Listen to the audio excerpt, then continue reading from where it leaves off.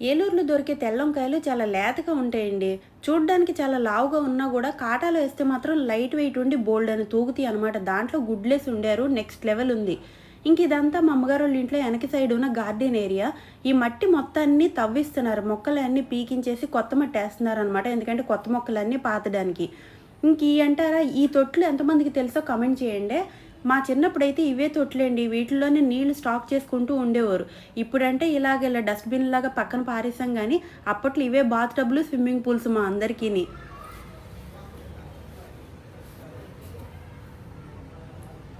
టమాటాలు అలా పచ్చి టమాటాలు రెండేసాను అలా టమాటాలు అవసరంలో కదా కొంచెం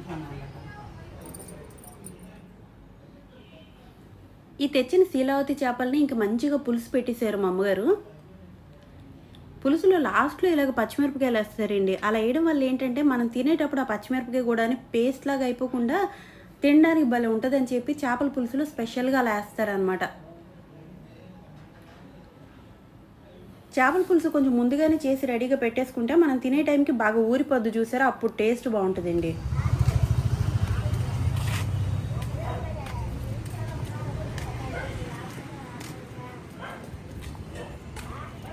ఇక్కడ పెద్ద పెద్ద హోటల్స్ కన్నా గూడాని చిన్నగా సందుల్లో, గొంతుల్లో అమ్మే టిఫిన్ సెంటర్‌లు మాత్రం భలే టేస్టీగా ఉంటాయి. నా చిన్న సరదాలన్నీ ఏలూరు వచ్చినప్పుడు తీర్చేసుకుంటుంటాననమాట. ఇదిగోండి ఇక్కడ సందులో వేడిగా టిఫినేస్తున్నారు.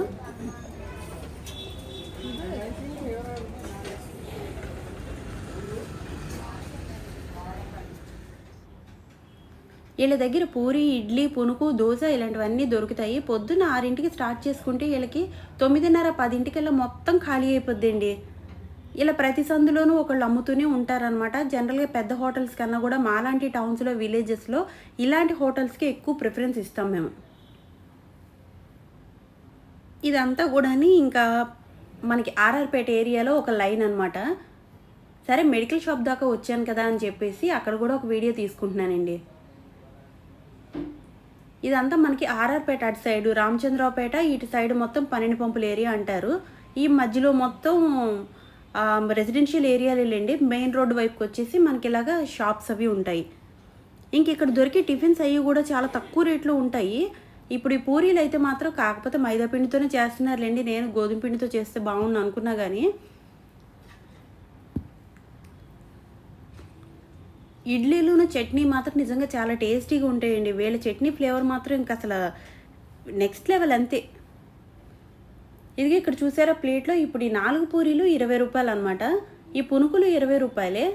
పక్కన ఉన్న పూరీలు గూడా నేనైతే మనం తింటే గనక ఖచ్చితంగా ఒక మనిషి 8 పూరీలు ఈజీగా తినేయొచ్చు అనుకోండి. ఆ పునుకులు కూడా వేడిగా ఉన్నాయి కదా! ఇంక ఈ పూరీలోకి ఇచ్చే కూర మాత్రం సూపర్ ఉంటదిలెండి. దీంట్లో పునుకుల్లో అల్లం చట్నీ కూడా ఇస్తారు. అయితే ఇక్కడ రూ. 10కి 6 ఇడ్లీ వస్తున్నాయండి.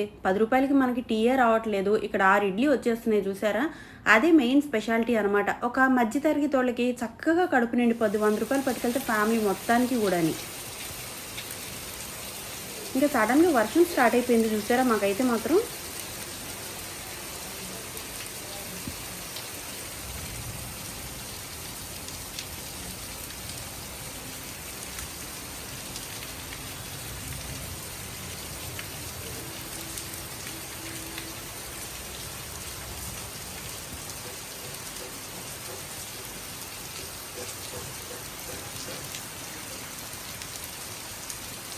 ఇదివరకైతే వర్షం పడుతున్నప్పుడు ఇలాగ బయటికెళ్ళి తడిచేవాళ్ళమండి. ఇప్పుడు తడవాలంటేనే భయమేస్తుంది. ఎక్కడ సైనస్ వస్తదో, ఎక్కడ ఆస్మా వస్తదో, ఎక్కడ జలుబు, దగ్గులు, జ్వరాలు ఏయో కొత్త ఫ్లూలు వస్తాయో అన్న ఒక కొత్త భయంకరం, కొత్త భయాలు అన్నీ పట్టేసుకున్నాయి. చిన్నప్పుడైతే అసలు వర్షం పడితే ఎక్కడింట్లో ఉండేవాళ్ళని చెప్పండి. ఎంతసేపు ఈ వానలోనే తడవడం అనమాట. అప్పుడు మాత్రం జలుబులు, గిలుబులు ఏమీ లేవు. తీసుకోండి.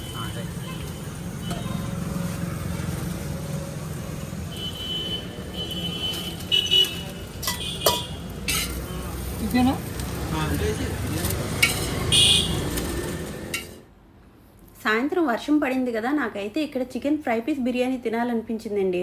ఒక ముస్లిమ్స్ హోటల్‌లో చికెన్ ఫ్రై పీస్ బిర్యానీ చాలా బావుంటది ఆర్ఆర్‌పేటలో అనమాట. అందుకని వాళ్ళ దగ్గరికి వెళ్ళి మరీ నేను ఇది తెచ్చుకున్నాను. ఇక్కడ చికెన్ ముక్కలైతే గనక బిర్యానీ రూ. 170 తీసుకున్నారు. 6 ముక్కల్ని అప్పటికప్పుడు మంచిగా వర్షం వల్ల చల్లబడిపోయినాయి కదా అని వేడి చేసి మరీ వేశారు.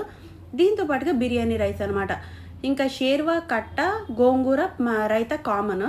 మా సైడ్ ఖచ్చితంగా ఈ 4 ఇస్తారండి. గోంగూర కట్ట లేకుండా బిర్యానీ మాత్రం నడవదనమాట ఇక్కడ.